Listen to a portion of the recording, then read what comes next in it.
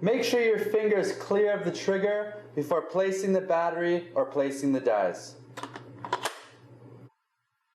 A hands-free strap is included for easy carrying.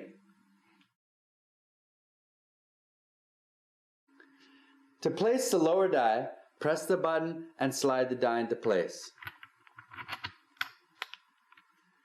To place the upper die, pull the lock pin and slide the die into place.